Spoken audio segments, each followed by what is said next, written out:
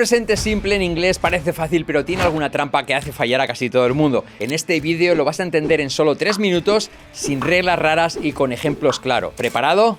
Let's get started. Para construir el presente simple solo necesitas el sujeto y el verbo. You speak. Tú hablas. When you speak, they hear a prophet. En la forma negativa, you don't speak. You don't speak. You don't speak French. Y en la forma interrogativa, do you speak? Do you speak any English?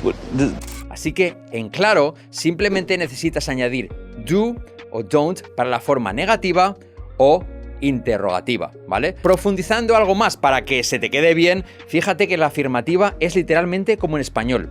Tú hablas, you speak. La negativa prácticamente también, simplemente cambias no por don't, que está en la misma posición en la frase.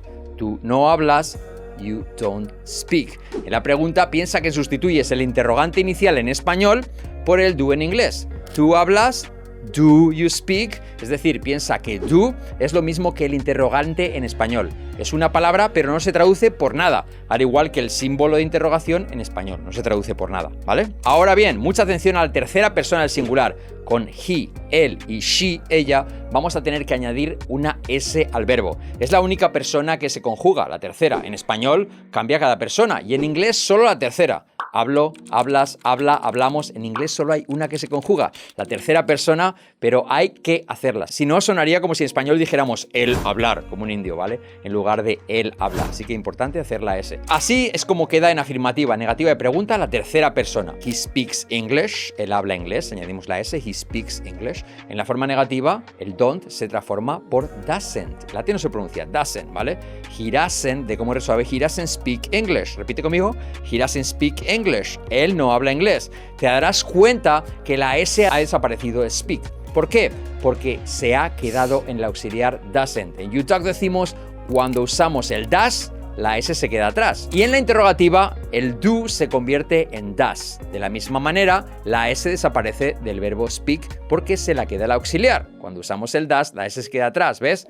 Does he speak English? Él habla inglés, de nuevo. Repito, cuando usamos el does, la S se queda atrás. A modo de práctica, te recomiendo que entrenes a fondo con la tercera persona de modo repetitivo y así. Fíjate, he speaks, does he speak? He doesn't speak. He walks, does he walk? He doesn't walk. Repite conmigo, he teaches, does he teach? He doesn't teach, ¿vale? Es muy importante esta práctica para 1. Acostumbrarte a conjugar bien la tercera persona, es decir, añadir la S, ¿vale? He talks. Acostumbrarte a usar does y doesn't, ¿vale? Does he talk? He doesn't talk. Y acostumbrarte a quitar la S al hacer pregunta o negativa, ¿vale? He talks, pero he doesn't talk.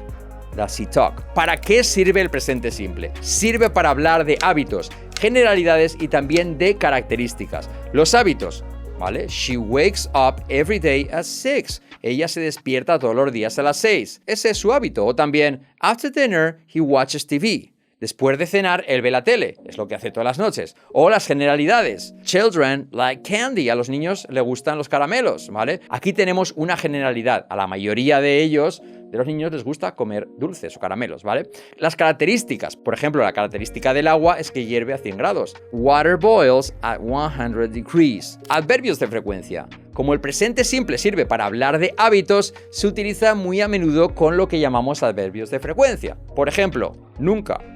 Never. I never go to the cinema. Nunca voy al cine. I never go to the cinema. Always, siempre. I always go to the cinema. Siempre voy al cine. Como ves, always se coloca justo entre el sujeto y el verbo to go. También puedes usar sometimes, a veces, o también often, a menudo. Para terminar, el presente simple también nos permite en inglés hablar de estados emocionales y mentales como por ejemplo los gustos, lo que nos gusta. I like pop music. Me gusta la música pop. La voluntad, lo que queremos. I want to learn English. Quiero aprender inglés. La opinión, lo que pensamos. I think it's a good idea. Creo que es una buena idea. El conocimiento, lo que sabemos o conocemos. I know the answer. Sé la respuesta. La necesidad, he needs help with his homework. él necesita ayuda con sus deberes. Y la esperanza, I hope to see you soon, espero verte pronto. Y listo, ya tienes el presente simple mucho más claro. Ahora practica sobre todo con la tercera persona porque ahí es donde está la clave. Si este tutorial Express te ha servido, déjanos un like, ¿vale? Suscríbete al canal para no perderte las próximas clases de 3 minutos. Y si quieres descubrir nuestro método con el que más de 40.000 personas han transformado su inglés en 8 meses, empezando a notar cambios desde la primera semana, tienes una clase gratuita en la descripción. Así que échale un ojo porque puede ser justo el siguiente paso que necesitas. Nos vemos en el próximo vídeo. See you guys later. Bye bye.